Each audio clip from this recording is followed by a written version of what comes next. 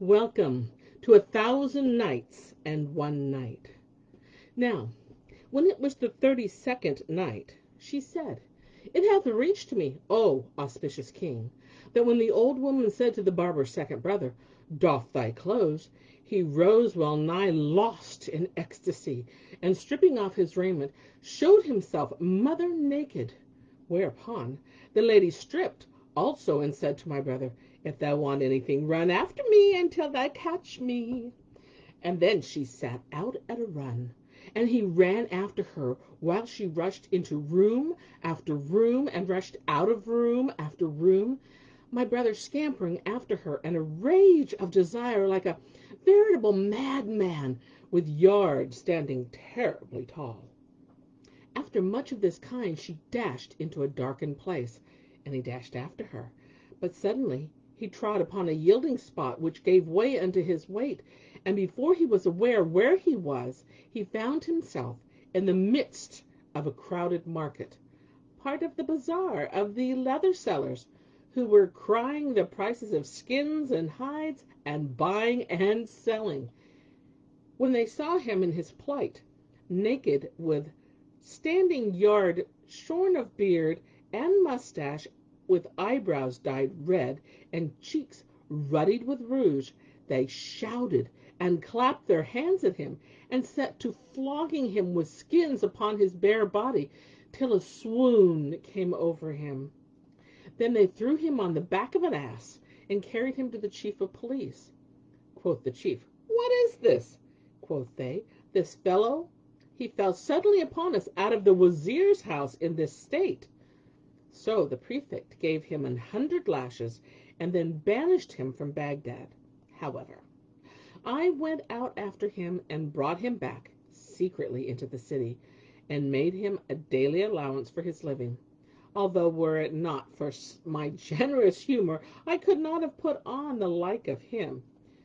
Then the caliph gave ear to the barber's tale of his third brother. My third brother's name was Al-Fakik, the Gabbler, who was blind. One day, fate and fortune drove him to a large, fine house, and he knocked at the door, desiring speech of its owner, that he might beg somewhat of him. Quoth the master of the house, Who is at the door? But my brother spake not a word, and presently he heard him repeat with a loud noise, Who is there? Still he made no answer, and immediately heard the master walk to the door and open it and say, What dost thou want? My brother answered, Something for Allah's almighty sake. Art thou blind? Asked the man, and my brother answered, Yes. Quoth the other, Stretch me out thy hand. So my brother put out his hand, thinking that he would give him something. But he took it, and drawing him into the house, carried him up from stair to stair till they reached the terrace on the housetop. My brother thinking the while that he would surely give him something of food or money. Then he asked my brother, What dost thou want, O blind man? And he answered, Something for the Almighty's sake. Allah, open for thee some other door.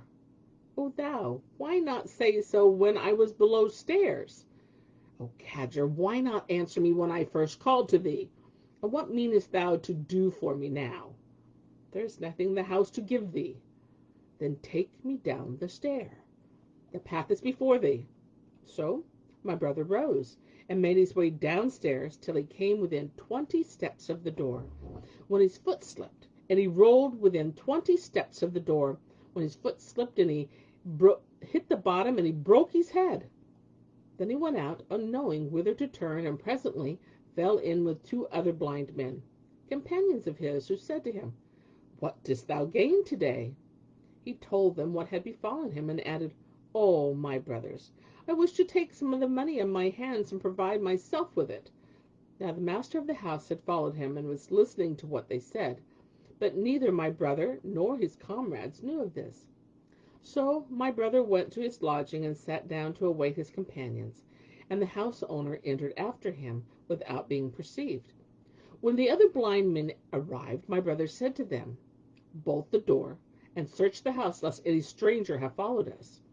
The man, hearing this, caught hold of a cord that hung from the ceiling, and clung to it, whilst they went around about the house and searched, but found no one. So they came back, and sitting beside my brother, brought out their money, which they counted, and lo, it was 12,000 dirhams. Each took what he wanted, and they buried the rest in a corner of the room. Then they set on food and sat down to eat. Presently, my brother, hearing a strange pair of jaws munching by his side, said to his friends, "There is a stranger among us," and putting forth his hand, he caught hold of that of the housemaster. Thereupon all fell on him and beat him, and when tired of belaboring him, they shouted, "O ye Moslems, a thief has come in to us seeking to take our money." A crowd gathered around them, whereupon the intruder hung onto them and complained with them as they complained, and shutting his eyes like them, so that none might doubt his blindness, and cried out, "O Moslems, I take refuge with Allah and the governor, for I have a matter to make known to him." Suddenly up came the watch, and laying hands on the whole lot, my brother being amongst them, drove them to the governors, who set them before him and asked, "What news with you?" Quoth the intruder, "Look and find out for thyself. Not a word shall be wrung from us save by torture. So begin by beating me, and after me beat this man, our leader." And he pointed to my brother. So they threw the man at full length and gave him 400 sticks on his backside.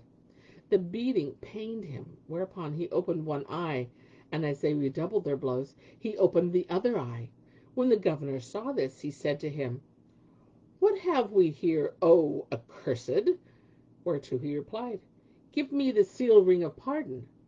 We four have shammed blind, and we impose upon other people that we may enter houses and look upon the unveiled faces of the women and contrive for their corruption. In this way we have gotten great gain, and our store amounts to 12,000 dirhams." Said I to my company, "Give me my share, 3,000. But they rose and beat me and took away my money, and I seek refuge with Allah and with thee. Better thou have my share than they. So if thou wouldst know the truth of my words, beat one and every other, and more than that hast beaten me, and he will surely open their eyes." The governor gave orders for the question to begin with my brother, and they bound him to the whipping post. And the governor said, "O scum of the earth, do you abuse the gracious gifts of Allah and make it as if you were blind?" "Allah, Allah," cried my brother, "by Allah, there is none among us who can see." Then they beat him till he swooned away, and the governor cried, "Leave him till he come to, and then beat him again." After this, he caused each of the companions to receive more than 300 sticks, while the sham Abraham kept saying to them, "Open your eyes, or you will be beaten afresh." At last the man said to the governor, "Dispatch someone with me to bring thee the money, for these fellows will not open their eyes lest they incur disgrace before these folks." So the governor sent to fetch the money and gave the man his pretended share, 3,000 dirhams, and keeping the rest for himself, banished the three blind men from the city. But I, O Commander of the Faithful, went out, and overtaking my brother, questioned him of his case, whereupon he told me of what I have told thee. So I brought him secretly into the city, and appointed him, in the strictest privacy, an allowance for meat and drink. The caliph laughed at my story and said, "Give him a gift and let him go." But I said, "By Allah, I will take naught till I have made known to the Commander of the Faithful what came to pass with the rest of my brothers, for truly I am a man of few words and spare of speech." Then the caliph gave ear to the barber's tale of his fourth brother. Now, as for my fourth brother, O Commander of the Faithful, Al-Kuz al-Aswani, or the long naked gullet hit, from his brimming over with words, the one who was blind of one eye, he became a butcher in Baghdad, and he sold flesh and fattened rams, and great men and rich bought their meat from him, so that he amassed much wealth, and got him cattle and houses. He fared thus a long while, till one day, as he was sitting in his shop, there came in an old man, and long with a beard, who laid down some silver, and said, "Give me meat for this." He gave him his money's worth of flesh, and the oldster went his way. My brother examined the sheikh's silver, and seeing that the dirhams were white and bright, he set them in a place apart. The gray beard continued to return to the shop regularly for 5 months, and my brother ceased not to lay up all the coin he received from him in its own box. At last he thought to take out the money to buy sheep, so he opened the box and found in it nothing save bits of white paper cut round to look like coin. So he buffeted his face and cried aloud till the folk gathered about him, whereupon he told him his tale, which made them marvel exceedingly. Then he rose, as was his wont, and slaughtering a ram, hung it up inside the shop, after which he cut off some of the flesh, and hanging it outside kept saying of him, "O Allah, would the ill-omened old fellow but come!" And an hour had not passed before the sheikh came with his silver in hand, whereupon my brother rose and caught hold of him, calling out, "Come aid me, O Moslems, and learn my story with this villain."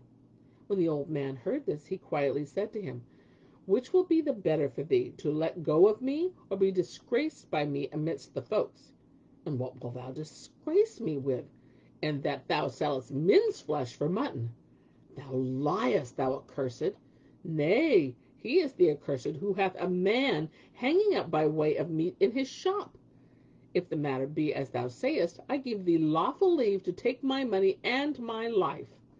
Then the old man cried out loud, "Ho, ye people! If you would prove the truth of my words, enter this man's shop." The folk rushed in and found that the ram was become a dead man, hung up for sale. So they set upon my brother, crying out, "O infidel! O villain!" And his best friends fell to cuffing and kicking him, and kept saying, "Dost thou make us eat flesh of the sons of Adam?" Furthermore, the old man struck him on the eye and put it out. Then they carried the carcass with the throat cut before the chief of the city watch, to whom the old man said, "O Emir, this fellow butchers men and sells their flesh for mutton, and we have brought him to thee. So arise and execute the judgments of Allah, to whom be my honor and glory." My brother would have defended himself, but the chief refused to hear him, and sentenced him to receive 500 sticks, and to forfeit the whole of his property. And indeed, had it not been for that same property which he expended in bribes, they would have surely slain him. Then the chief banished him from Baghdad, and my brother fared forth at a venture till he came to a great town, where he thought it best to set up as a cobbler. So he opened a shop and sat there doing what he could for his livelihood. One day, as he went forth on his business, he heard the distant tramp of horses, and went forth to see what it was, and was told that the king was going out to hunt and course. So my brother stopped to look at the fine suit. It so fortuned that the king's eye met my brother's, whereupon the king hung down his head and said, "I seek refuge from Allah from the evil of this day," and turned the reins of his steed and returned home with all his retinue. Then he gave orders to his guards, who seized my brother and beat him with a beating so painful that he was well nigh dead. And my brother knew not what could be the cause of his maltreatment, after which he returned to his place in sorest plight. Soon afterwards he went to one of the king's household and related what had happened to him. And the man laughed till he fell upon his back and cried, "O brother mine, know that the king cannot bear to look on a monocular, especially if he be blind in the right eye, in which case he doth not let them go without killing them." When my brother heard this, he resolved to fly from the city. So he went forth from it, and he went to another, and none knew him, and there he abode for a long while. One day, being full of sorrowful thoughts for what had befallen him, he sallied out to solace himself, and he was walking along, he heard the distant tramp of horses behind him, and said, "The judgment of Allah is upon me." And he looked about for a hiding place, but he found none. At last he saw a closed door, which he pushed hard.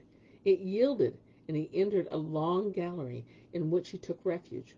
But hardly had he done so, when two men set upon him, and crying, "Allah be thanked for having delivered thee into our hands, O enemy of God! These 3 nights thou hast robbed us of our rest and sleep, and verily thou hast made us taste of the death cup." My brother asked, "O folk, what ails you?" And they answered, "Thou givest us the change, and the goest about and disgrace us, and the planest some plot to cut the throat of the housemaster." It is not enough that thou hast brought him to beggary, thou and thy fellows, but now give us up the knife wherewith thou threatenest each and every night. Then they searched him, and found in his waist belt the knife that he used for shoe leather. And he said, O people, have the fear of Allah before your eyes, and maltreat me not, for you know not my story. It is right strange. And what is thy story? Said they, and so he told them what had befallen him, hoping that they would let him go. However, they paid no heed to what he said, and instead of showing some regard, they beat him grievously and tore off his clothes. Then finding on his sides the scars of beating with rod, they said, O accursed, these marks are the manifest signs of thy guilt. And they carried him before the governor, whilst he said to himself, I am now punished for my sins, and none can deliver me but Ali Almighty. The governor, addressing my brother, asked him, O villain, what led thee to enter their house with intention to murder? And my brother answered, I conjure thee by Allah, O Amir, hear my words, and be not hasty in condemning me. But the governor cried, Shall we listen to the words of a robber, who hath beggared these people, and who beareth on his back the scars of his stripes? Adding, They surely had not done this to thee, save for some great crime. So he sentenced him to receive 100 cuts with the scourge, after which they set him on a camel, and paraded him about the city, proclaiming, This is the requital, and only too little to requite him who breaketh into people's houses. Then they thrust him out of the city, and my brother wandered at random till I heard what had befallen him, and going in search of him, questioned him of his case. So I acquainted him with his story and all his mischances, and I carried him secretly to the city, where I made him an allowance for his meat and drink. Then the Caliph gave ear to the barber's tale of his fifth brother. Now my fifth brother, Al-Nashashar, the babbler, the same who was cropped at both ears, O commander of the faithful, was an asker wont to beg of folk by night, and live on their alms by day. Now when our father, who was an old man, well stricken in years, suddenly got sickened and died, he left us 700 dirhams, whereof each son took his 100. But as my fifth brother received his portion, he was perplexed, and knew not what to do with it. While in his uncertainty, he bethought him to lay it out on glassware of all sorts, and turn an honest penny on its price. So he bought 100 dirhams worth of veritra, and putting it on a big tray, sat down to sell it on a bench at the foot of a wall, against which he leaned back. As he sat with the tray before him, he fell to musing, and said to himself, Know, O my good self, that the head of my wealth, my principal invested in this glassware, is 100 dirhams. I will assuredly sell it for 200, with which I forright buy another glass, and make it by 400.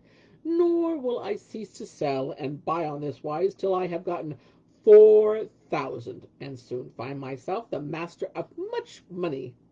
With these coins I will buy merchandise and jewels and otters, and gain great profit on them, till Allah willing I will make my capital 100,000 dirhams.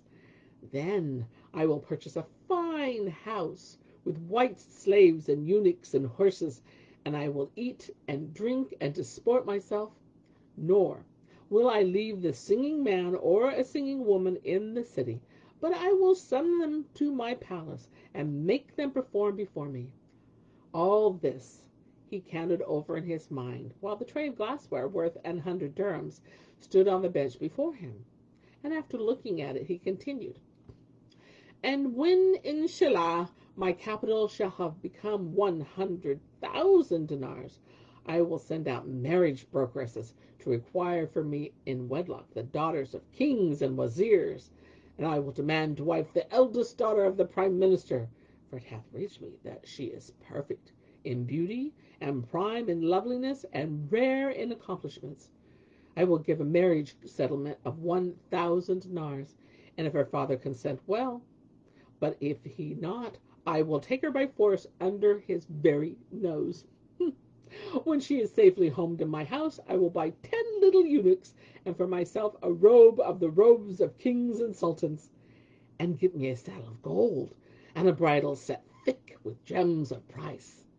Then I will mount with the Mamelukes preceding me and surrounding me, and I will make the round of the city whilst the folk salute me and bless me, after which I will repair to the Wazir, he that is the father of the girl, with armed white slaves before me and behind me, and on my right and on my left.